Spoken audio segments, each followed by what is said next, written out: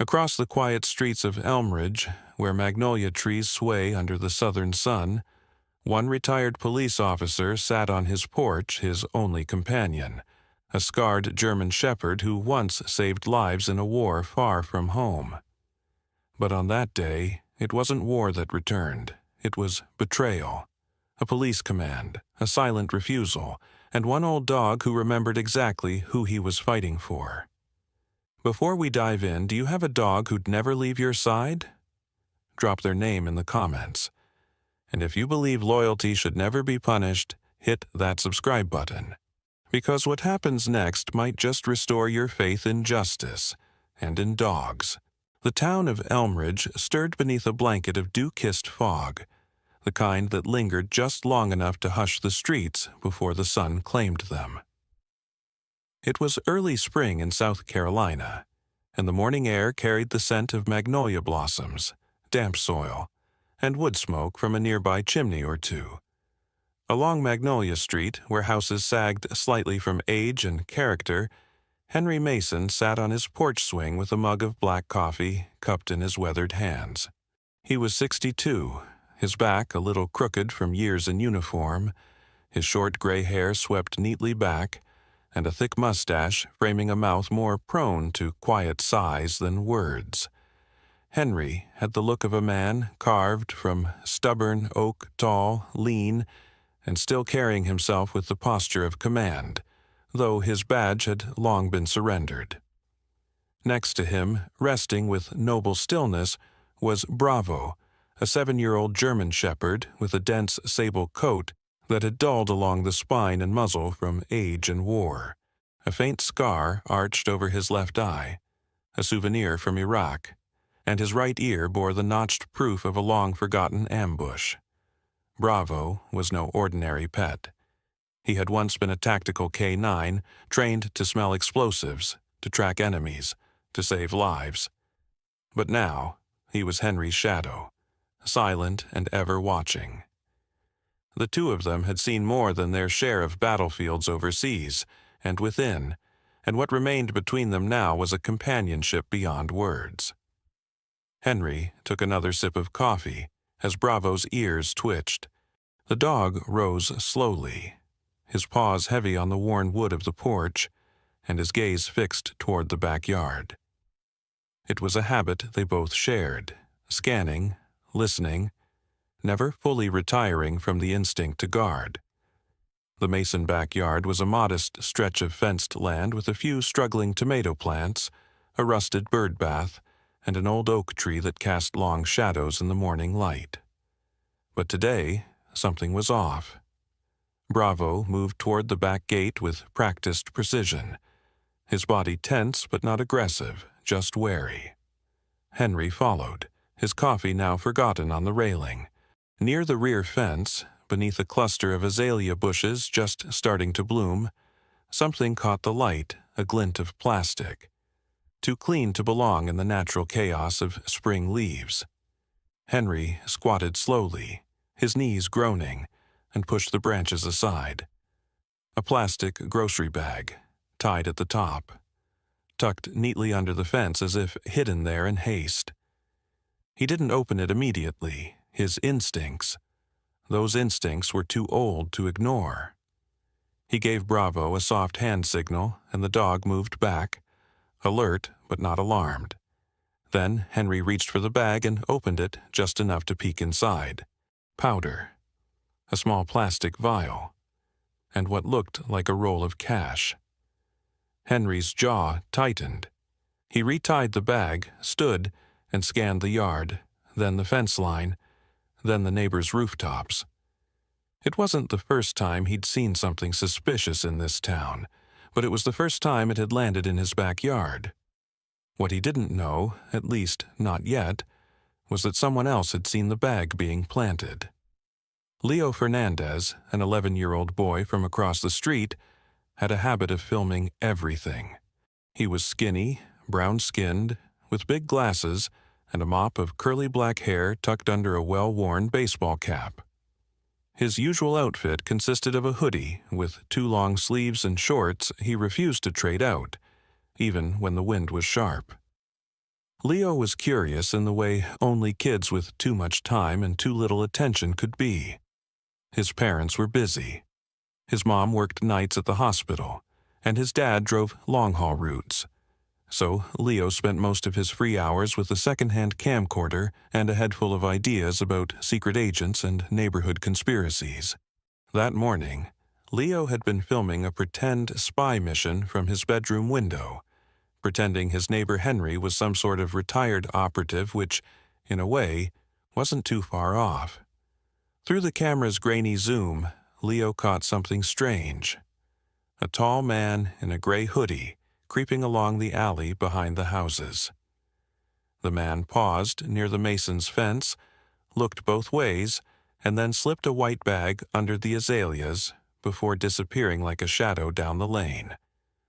Leo had recorded the whole thing, not because he knew it would matter, but because it felt like something exciting, something real. Back at the Mason house, Henry stood beside Bravo in the middle of the yard, the bag still in his hand. He didn't call the police, not yet. The department wasn't what it used to be. The new sheriff, Dean Cray, had been elected 2 years ago on promises of toughness, but Henry had his doubts. Cray was slick, clean-shaven, and the kind of man who smiled a lot but blinked too little. Henry had taught him once, briefly, and hadn't been impressed then either. Still, Henry knew he couldn't ignore this. If there were drugs or laundered money involved, someone needed to know. But he also knew what happened to people who stuck their noses where no one wanted them, especially retired cops who lived alone, with only an aging war dog for backup. That night, Bravo paced more than usual. Henry sat with the bag sealed in a Tupperware container in his freezer just in case. Across the street, Leo replayed the footage over and over, slowly realizing that what he'd captured might be more than a game. He hadn't told his parents yet, but the next day he would. And in doing so, he'd change everything. The light had shifted by the time the cruiser pulled into Henry Mason's gravel driveway. The warm sun of Elmridge had given way to an overcast hush, the kind that made the wind feel like it carried news before words ever arrived. Henry stood beside Bravo on the porch, the plastic bag from the backyard already surrendered, his face calm but unreadable. A faint drizzle began tapping on the worn shingles above, as if the sky itself were holding its breath. The man who stepped out of the cruiser was Sheriff Kyle Hargrove, a stout figure in his late 40s, with a square jaw, piercing pale eyes, and thinning blonde hair cropped close to his scalp. His uniform was immaculate, but his tone rarely was. Known for a heavy-handed style and a short temper, Kyle had once worked alongside Henry, but their careers had diverged along very different paths. Hargrove had been elected for being tough, not trusted. His walk was heavy, purposeful-like. He wasn't here to ask questions. 2 deputies flanked him. One was Chase Ridley, a young officer barely past 25, slender, with a clean-shaven jaw and nervous brown eyes. Chase still carried the uncertainty of someone trying to please everyone. His uniform a little too crisp, his body language a little too quick to defer. The second was Officer Ruiz, older, lean with a weathered face and a quiet gait. Ruiz had the air of a man who'd seen too much and said too little. Kyle stepped forward, his voice clipped. "Henry Mason, you're being detained for suspicion of controlled substance possession. We received an anonymous tip. You'll need to come with us." Henry didn't flinch. He handed over the sealed Tupperware without protest. It was planted. I found it this morning, under the fence. Figured I'd report it after I got my facts straight. Kyle ignored the explanation. "Hands where I can see them." Bravo tensed. The German shepherd moved an inch closer to Henry, his hackles rising slightly, but not in aggression-only readiness. Henry raised his hand slowly, and Bravo stepped between him and the sheriff, placing himself squarely in front of his handler, eyes fixed on Kyle. The leash hung loose from Henry's wrist. "Leash that dog," Kyle snapped. Chase hesitated. "I said leash him." Chase stepped forward, swallowing hard. He reached for the leash, but as he did, Kyle's hand went to his belt. "Release the K9, he barked. "Let him subdue if necessary." But the moment froze. Bravo did not lunge, did not growl. Instead, he planted his paws firmly and stared directly at Chase. Recognition flickered in his amber eyes. The leash slackened, and then Bravo turned, positioning himself directly in front of Henry, unmoving. A line had been drawn. Chase froze, hand hovering midair. His eyes darted between the sheriff, the dog, and Henry. He wasn't sure what was happening, but he knew enough to feel the weight of it. Kyle's voice dropped to a snarl. "Get that mutt in the cruiser." Ruiz finally spoke, voice low and level. "He's not attacking, Sheriff. He's guarding. That's different." But Kyle was already signaling. "Take him in." They cuffed Henry. Bravo was pulled reluctantly into a separate vehicle, his gaze never leaving Henry until the doors shut between them. Across the street, behind a barely parted bedroom curtain, Leo Fernandez watched everything. His small fingers gripped the camcorder tighter as he zoomed in shakily. His pulse raced. He'd seen Bravo stand down the sheriff. He'd seen Chase hesitate. He had the whole thing on tape. And Leo knew exactly what to do. His mother, Melissa Fernandez, was in the kitchen preparing her night shift meal when Leo burst in. Melissa was in her late 30s, tall and slim with deep brown eyes, high cheekbones, and long hair usually pulled into a ponytail beneath her nurse's scrubs. She was practical, strong, and patient, but not always ready for Leo's imagination. This time, though, his urgency was different. He shoved the camera toward her. "Mom, you have to see this. Henry didn't do anything. Bravo didn't attack. You have to show someone." Melissa squinted at the footage, her tired eyes scanning the scene. She recognized the sheriff's voice, the tension in Chase's body, the decision Bravo made. She didn't hesitate. She pulled out her phone and dialed a number she hadn't used in a while. Sophie Martin answered on the second ring. Sophie was a local journalist in her early 40s, freckled and fierce, with shoulder-length auburn hair and the kind of tone that could cut through PR nonsense like a blade through silk. She had a reputation for digging deeper, for never running fluff pieces. Sophie had covered scandals before, some of them local, most of them buried. "Melissa," she answered.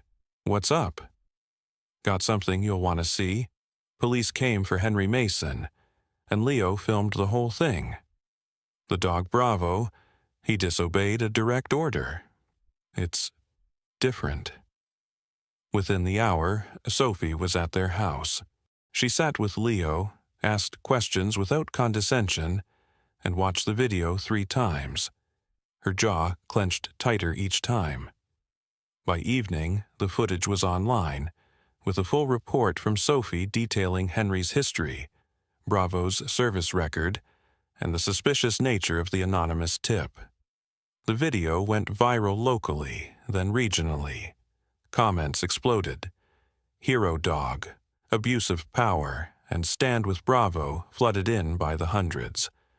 Under pressure, the police department had no choice. By 11:45 that night, Henry was released. No charges filed for now. As he stepped out of the precinct's front doors, Bravo was waiting by the steps, leash held loosely in Chase's hand. The young officer looked different now, less sure of the system he worked for, more aware of the eyes watching him. Henry didn't speak. He knelt and placed a hand on Bravo's neck. "Good boy," he whispered. And Bravo, loyal to the last beat of his heart, leaned into his partner's side. The following morning in Elmridge dawned colder than usual. a sharp wind curling through maple-lined streets and fluttering the flag outside the town library.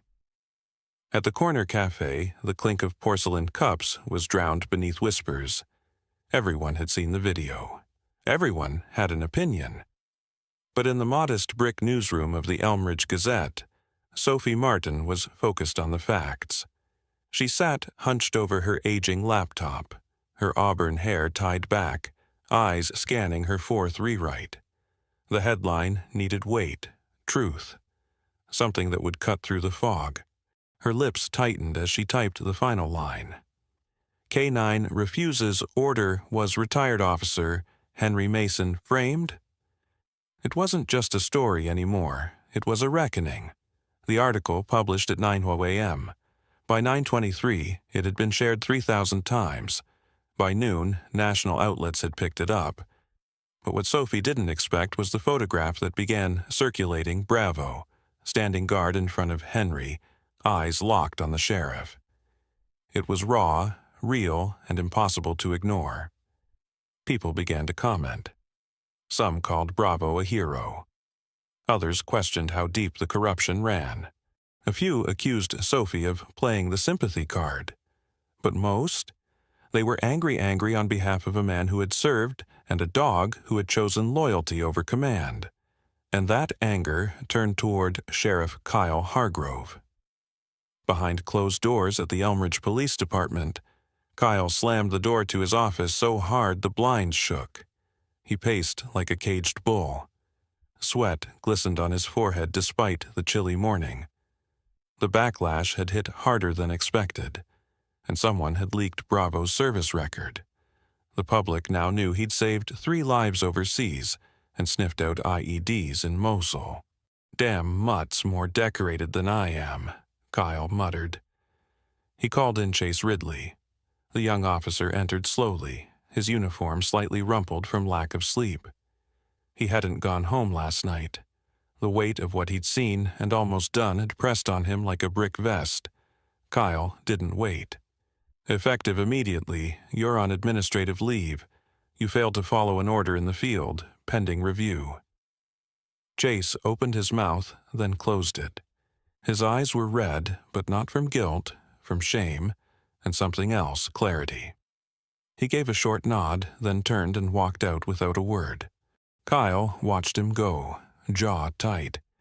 He wasn't just trying to save face now. He was trying to keep something buried. Meanwhile, in a modest duplex 2 streets away, Leo Fernandez sat at the edge of his bed, staring at the second memory card in his hand. The first video, the one he'd shared, had gone viral. But this one? This one showed more. He hadn't meant to film it. He'd been fiddling with the zoom when the man appeared before dawn, slipping through the alley behind Henry's fence. Leo had captured only the back of his head and the blurred outline of a patch on his jacket. But the way the man moved, the way he looked around before dropping the pouch, it was clear. It had been planted. Leo's heart raced. He wanted to show someone. But fear clung like morning frost to the inside of his ribs. Melissa, his mother, knocked softly. "You okay?" Leo nodded, hiding the card beneath his pillow. "Yeah, just thinking." She smiled, sensing the storm beneath his calm. "The station called. The host at WXLM wants to talk to you. Said it could help other kids speak up too. You don't have to go." Leo hesitated. "I think I should." 2 hours later, Leo found himself sitting nervously in front of a wide microphone at the local community radio station. The studio smelled like old coffee and forgotten vinyl, and across from him sat Barry King, a local legend, late 60s, with a bushy beard, round glasses, and a voice like a grandfather reading bedtime stories. Barry leaned in. "Leo, you were there. You filmed something powerful. What made you do it?" Leo swallowed. I like filming stuff, and Henry, he's always nice. He fixes bikes for free. He talks to Bravo like he's a person." Barry chuckled gently. "Maybe he is." The interview lasted less than 10 minutes, but by the end the phone lines were blinking. Listeners called in, some praising Leo, others questioning how deep this story really went. A retired judge phoned in, asking why no internal investigation had been launched. It was more than a radio show. It was the beginning of a wave. Back at the Gazette, Sophie was sorting through emails when she found it. An anonymous message with no subject line, sent through an encrypted address. The body contained only one sentence. Henry wasn't the only target. Below, it was an address, an abandoned warehouse on the outskirts of town. No sender, no trace. She sat back in her chair, fingers drumming the table. The coincidence was too perfect. She printed the message and locked it in her drawer. Then she called someone she hadn't spoken to in 3 years. Caleb Dunn was an independent investigator in his early 40s, tall, broad-shouldered with a short, military-style haircut, and a nose that had been broken more than once. He spoke rarely and only said what mattered. Sophie had burned a bridge with him once, but if this story was bigger than it seemed, she needed someone who didn't ask permission. That night, in the quiet of Henry's kitchen, the man himself sat with Bravo at his feet and a mug of tea growing cold in his hand.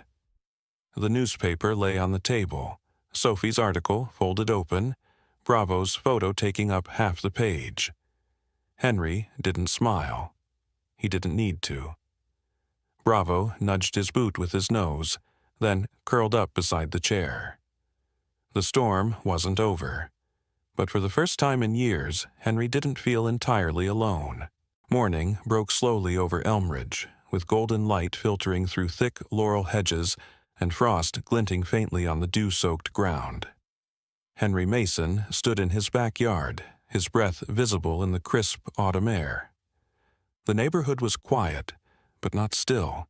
There was a tension in the wind, the kind that soldiers learn to smell before the first shot is ever fired. Bravo, now nearly 9 years old, stood alert near the far end of the fence. The large black and tan German shepherd, his muzzle touched with gray, had locked onto something. His ears pricked forward, tail stiff, nose working over the ground beneath the thick cluster of sweet bay laurels. Henry moved toward him, boots crunching softly over the grass. "Find it," he said gently. Bravo sniffed, then gave a low growl, not loud but deep, like the sound of distant thunder over sand. His paw scratched at the ground, then froze. Henry knelt down beside him, brushing aside the fallen leaves and loose dirt. His fingers closed around something soft and unfamiliar. 2 more zippered pouches, smaller than the first, had been buried in the shade beneath the fence, carefully wrapped in thin plastic. Henry opened one, revealing the unmistakable chalky powder of refined narcotics. His stomach sank. He scanned the ground, eyes narrowing on a faint set of boot prints leading back toward the alley larger than his own, and fresher than the storm that had passed 2 nights before. "Someone's trying to bury me," he muttered. Bravo moved closer, his body pressed against Henry's leg like a living shield. When Henry glanced up at the camera mounted under his eaves, the same camera that had captured the man in the first video, he noticed something off. The red standby light wasn't glowing. He climbed the ladder, unscrewed the cover, and found the cable cleanly snipped. Whoever had planted the new evidence had come prepared. Back inside, Henry poured himself a cup of black coffee with a hand that trembled slightly. His walls, once covered with medals and framed citations, now felt like a mockery of a man they wanted to erase. Bravo sat by the back door, ears twitching at the slightest sound. Henry tapped open his old flip phone and left a short message for Sophie. "We've got more. Bring your friend." Elsewhere in town, Leo Fernandez hunched over his second-hand laptop in his cluttered bedroom. Posters of nature documentaries lined the walls, and his camera gear was scattered across the desk. A microphone was clipped to his hoodie as he spoke into the lens of his Canon. "I never thought the hero of our town would be a dog. But Bravo isn't just a dog. He's a soldier, a protector, and someone doesn't want him to be heard." He paused the recording. This wasn't just about capturing images anymore. It was about the truth. Leo was building a short documentary titled The Four-Legged Guardian of Elmridge, and he'd already asked Sophie Martin to provide the voiceover introduction. Sophie had agreed, but she wasn't just narrating a story, she was chasing one. In the quiet of her office at the Gazette, Sophie scrolled through financial disclosures from the Elmridge Police Department, coffee gone cold beside her elbow.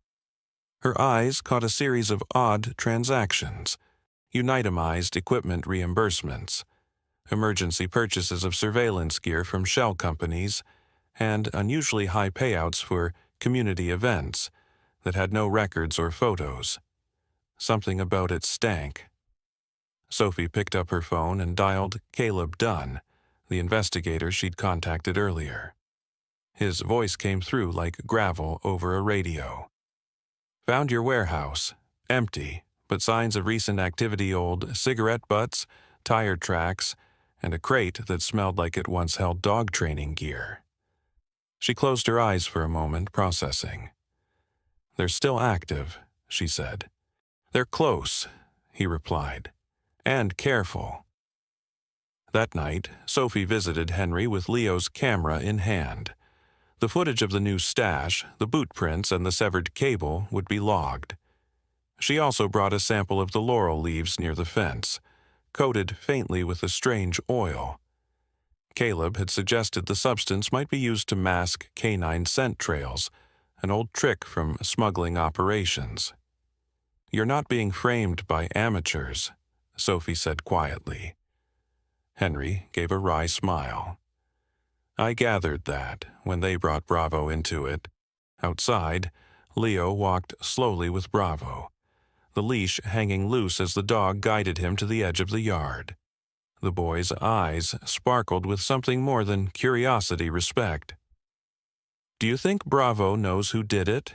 Leo asked. Henry, standing in the doorway, answered without hesitation. "I think Bravo knows more than he lets on. The question is whether they know how much he remembers." Just then, Bravo stopped at the broken portion of the back fence and raised his snout, nostrils flaring. He gave a low whine. The shadows beyond the hedge didn't move, but the feeling lingered someone had been watching, and might be watching still. The wind carried a different scent that morning in Elmridge, sharp and stirring, like autumn leaves beginning to break from tired branches. The town square, typically used for weekend farmers' markets and high school concerts, had been rearranged for a public hearing. Folding chairs formed ragged rows under the early sun, and a portable microphone crackled on a makeshift podium. The townsfolk came in slowly at first, murmuring among themselves, clutching thermoses and skepticism. Henry Mason stood just beyond the edge of the crowd, arms crossed over his chest, his weathered denim jacket zipped halfway. Bravo sat beside him, unmoving but alert, his amber eyes following every shift in the gathering. The German shepherd's posture remained stiff and noble, as if he understood the unspoken tension in the air. Bravo wasn't just a dog today, he was a symbol, though not by choice. At the podium stood Sheriff Kyle Hargrove, mid-50s, square-jawed with silver-streaked black hair and a deeply lined brow. His uniform was immaculate, his badge polished to an unnecessary shine, but his presence today lacked the command it once held. Ever since the incident with Henry and the viral footage of Bravo refusing to follow orders, Kyle had found himself defending a shrinking perimeter of loyalty. "We've concluded the investigation regarding the incident on Mr. Mason's property," Kyle's voice rang out. "There is insufficient evidence for charges." A ripple of whispers moved through the crowd. Henry kept his eyes fixed on the sheriff. There were no apologies, no recognition of wrong. Bravo didn't flinch. From the third row, a woman in a cranberry sweater rose to her feet. She had short, steel-gray curls and warm brown skin, weathered by years of tending a shop counter. Her name was Linda May, owner of the town's corner store, May's General, a place where folks picked up not just bread, but gossip, trust, and on occasion, sanctuary. "Sheriff Hargrove," she said clearly, "do you recall visiting my store last spring?" Kyle's shoulders tensed. "Yes, for a routine patrol." "No, sir," she replied calmly. "You came to suggest I sell the footage from my security cameras. Footage that accidentally caught your men searching a vehicle without a warrant. You said it was a matter of safety. I told you no. 2 days later, someone smashed the cameras and broke into my shop. You never followed up on that report." A silence fell like a dropped stone. A few gasps broke the still. Kyle's jaw clenched, but he said nothing. The mayor, a balding man named Harold Leeds, shifted awkwardly in his seat behind the podium, pretending to study the grain of the wood.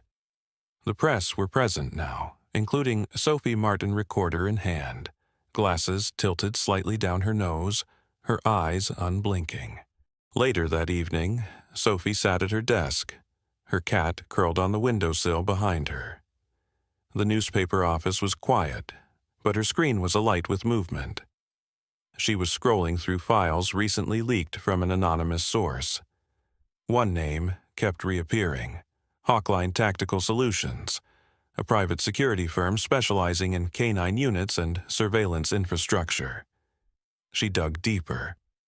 Elmridge was preparing to award Hawkline a 6-figure contract to replace their aging canine and camera systems on the grounds that the current units posed safety risks and compliance issues.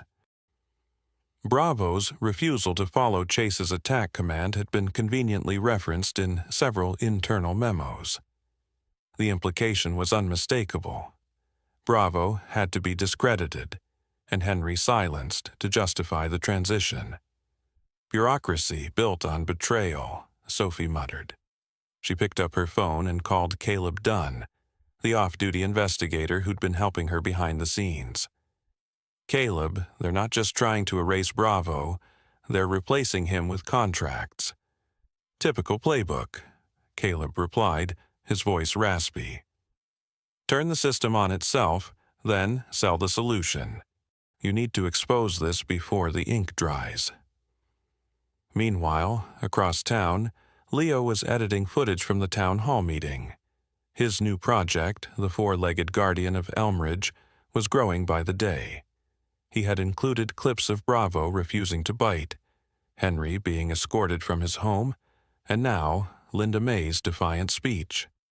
He hadn't yet used the full segment from his backyard camera, the one that showed a gloved hand slipping the bag beneath the fence. Something inside him still hesitated. Not fear, something more cautious, protective. "Timing matters," he whispered to himself. That night, Henry sat on his porch with a blanket over his knees. The temperature had dipped, and his bones felt every year he'd spent running drills on blacktop and sleeping in armored trucks overseas. Bravo lay at his feet, watching the street like it might bite back. "You were never just a dog," Henry said quietly, running a hand over the scarred patch of fur on Bravo's shoulder. "You were always the last line, even when the line moved." Bravo's ears twitched, but he didn't move. From across the road, a soft glow lit up Leo's bedroom window. The silhouette of the boy and his camera flickered against the glass.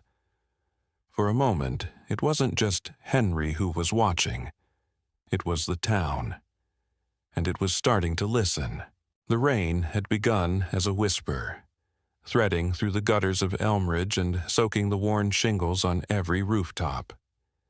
By evening, it had swelled into a steady downpour that softened the town's edges, blurring neon signs and muting tires on pavement. Streetlights shimmered on puddles like fractured mirrors. Inside May's General, the store was closed for the night, but behind the locked front door, the fluorescent lights buzzed low. Henry stood hunched beside the old checkout counter, soaked jacket slung over a nearby stool, his gray hair still damp. Next to him, Bravo lay on the linoleum, tail curled, ears up resting but not relaxed. Across from them, Sophie Martin clicked through files on an aging computer. Her brows were drawn, eyes shielded by a pair of rectangular glasses that reflected the screen's glow. Dressed in a navy raincoat over a flannel shirt, she looked both sharp and weary, her voice low and measured.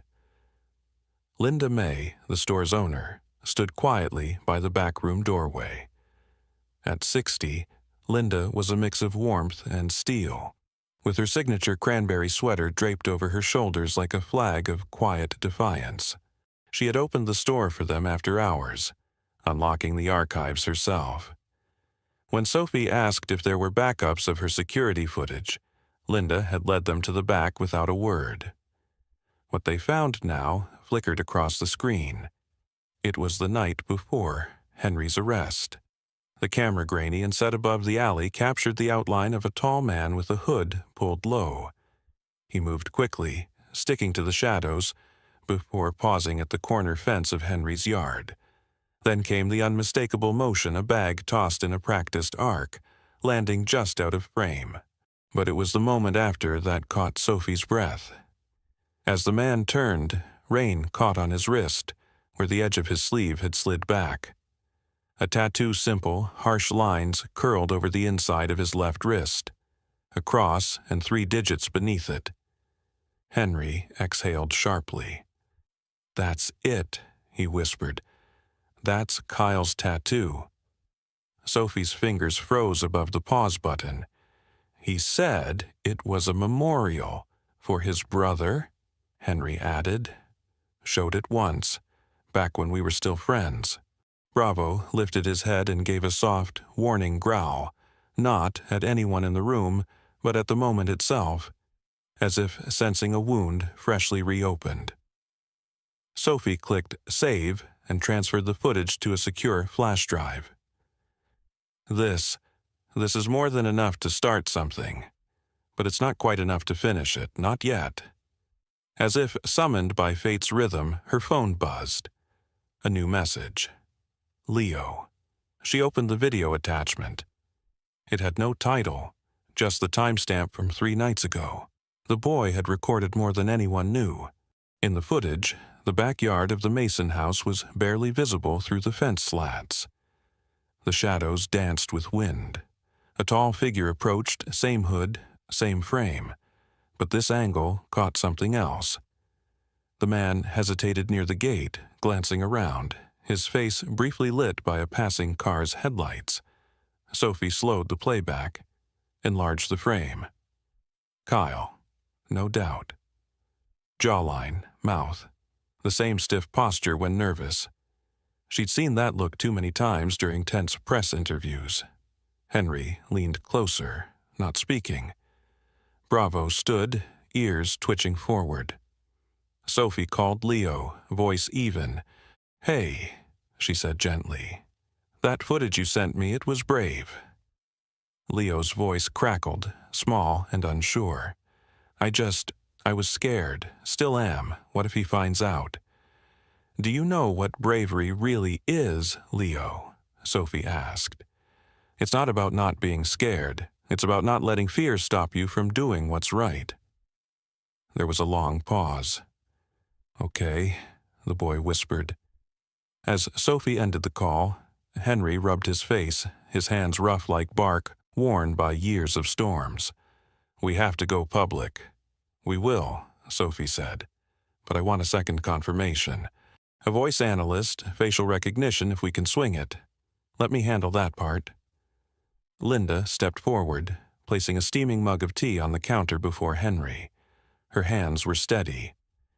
"And I'll testify," she said, "about the threats, the camera. I'm done watching men like Kyle pretend they're still heroes." Henry's eyes glinted, caught somewhere between gratitude and guilt. "I let it slide too long," he said. "I thought I owed him, but all we owe is the truth." That night, Bravo wouldn't settle. At home, Henry found the dog pacing the living room, stopping every few seconds to glance toward the window. Rain still fell, but there was something else in the air. Tension had weight, scent, a presence. At one point, Bravo stopped cold and growled, facing the back door. Henry stood slowly, shotgun unloaded, but his voice calm. "I hear you, boy," he said. "We're ready this time." The next morning, Sophie returned with her laptop.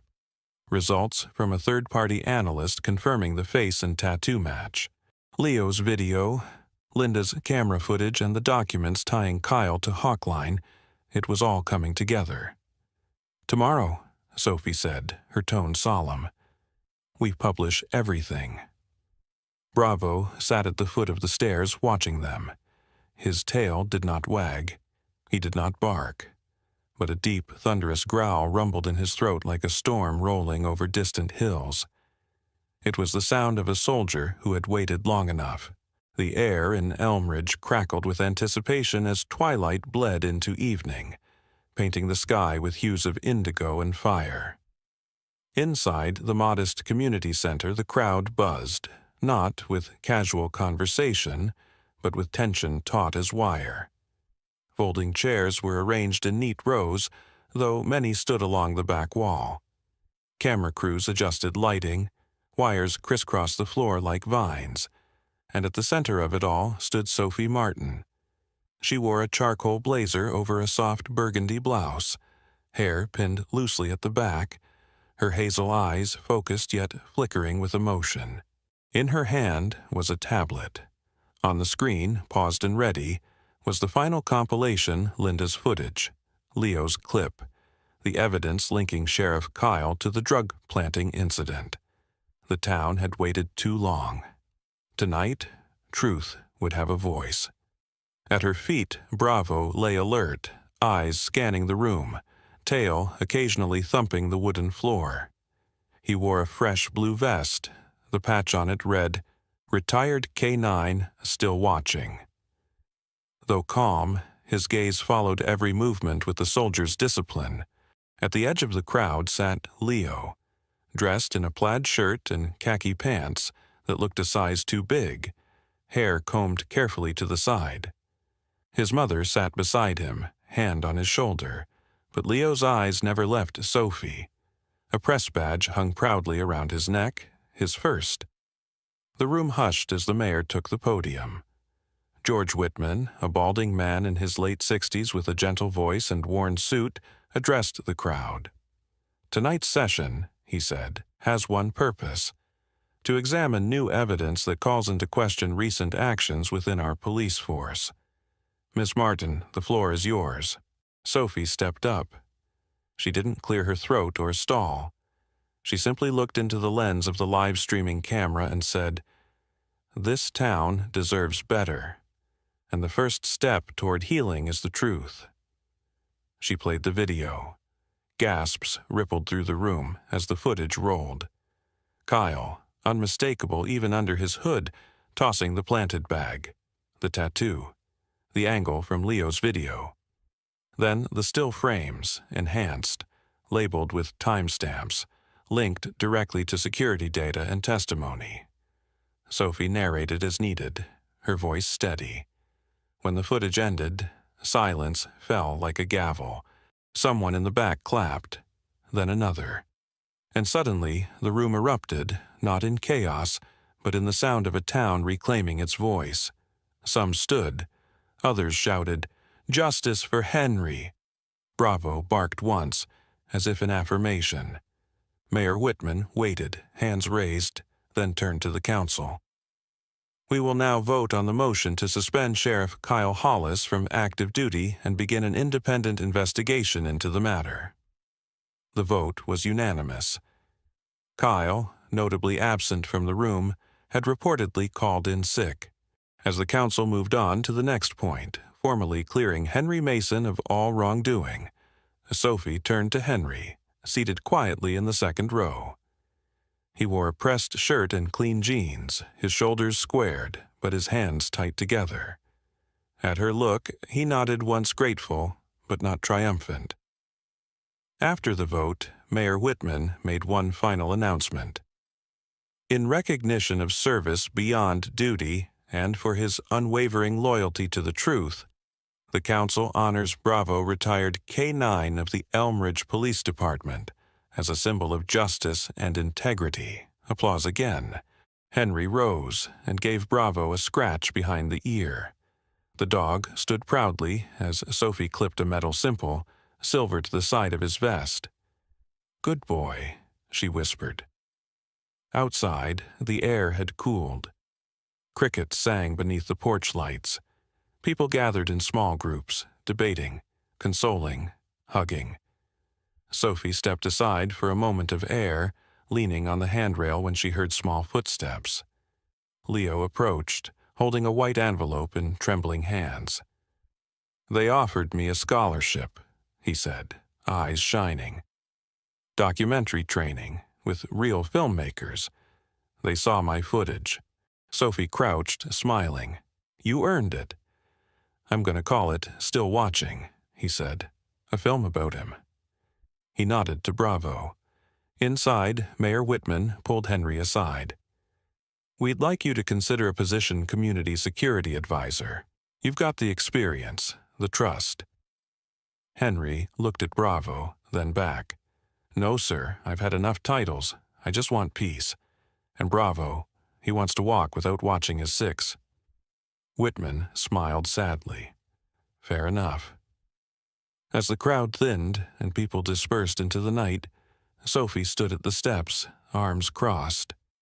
Henry joined her, Bravo trotting beside. "You did it," he said quietly. Sophie shook her head. "We did. Him most of all." She reached down, gently rubbing the fur between Bravo's ears. He never needed a badge, just someone to believe him. Across town, lights turned off one by one, but inside every darkened home was a glimmer that maybe, just maybe, the old ways were giving way to something better. And in the stillness, Bravo finally lay down, head resting on his paws. Not because he was tired, but because for the first time in a long time he felt safe.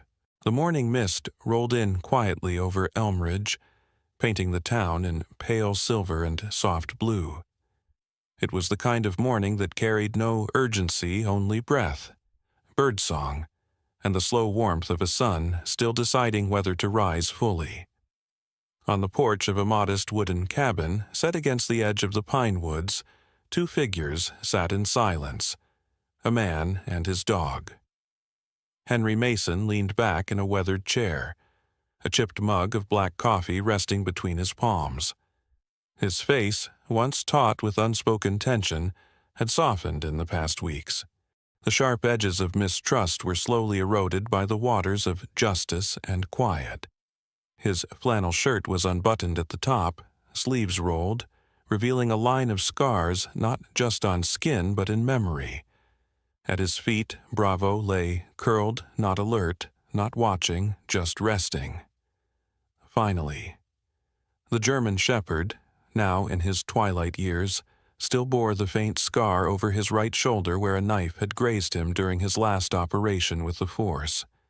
His muzzle had grayed more since the hearings, but the fire in his amber eyes remained. He glanced up every so often at Henry, as if checking whether he too had truly exhaled. "Think they'll ever leave us alone?" Henry muttered, mostly to himself. Bravo thumped his tail once, a lazy, amused response.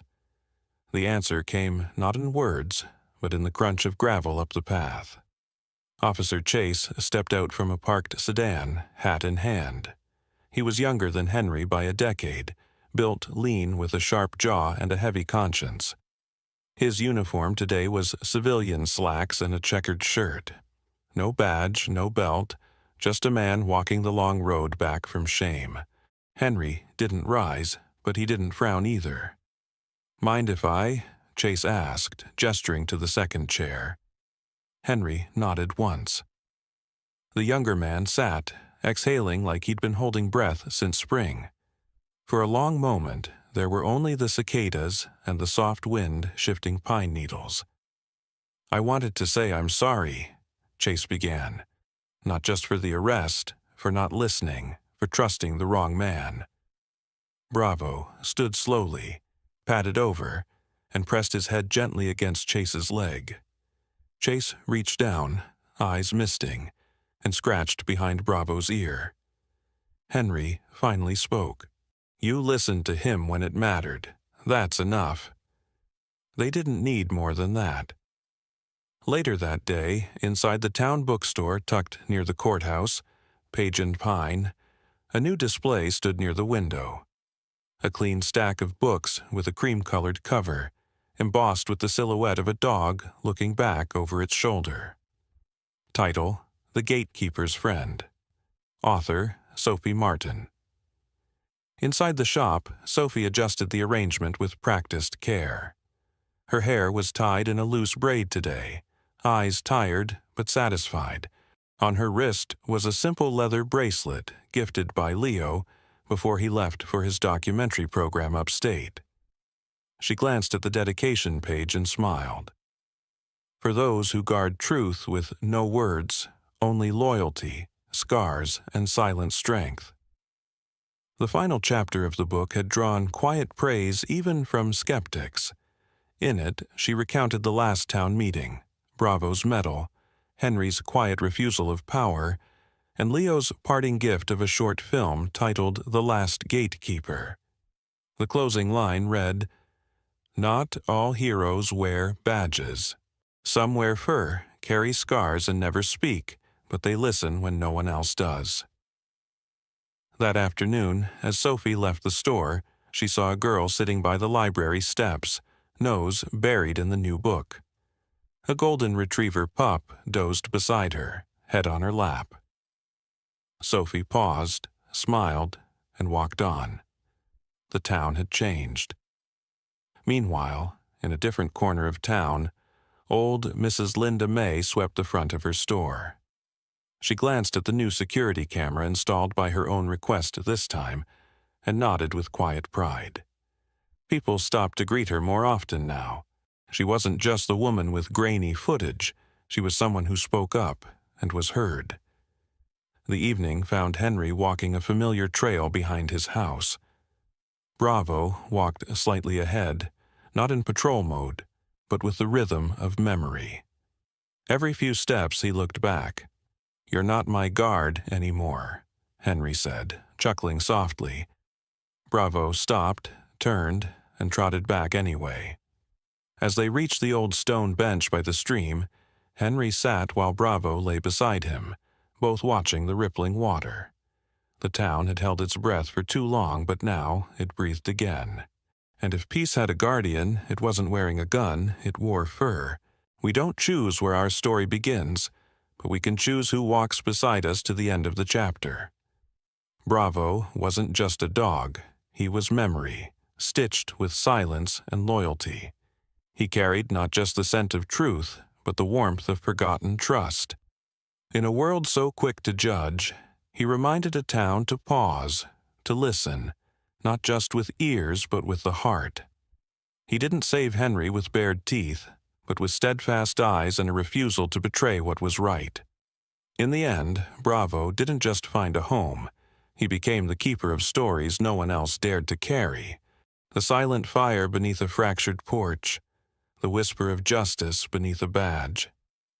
And maybe, in our own lives, we all need a Bravo someone, or something, to remind us to stand still when the world spins too fast. If this story touched your heart, don't forget to share it, leave a comment, and subscribe to Kindred Creatures. Drop an amen in the comments if you believe God sometimes sends angels with fur instead of wings. May His quiet grace watch over you, and may we all have the courage to follow truth, even when it growls in the dark.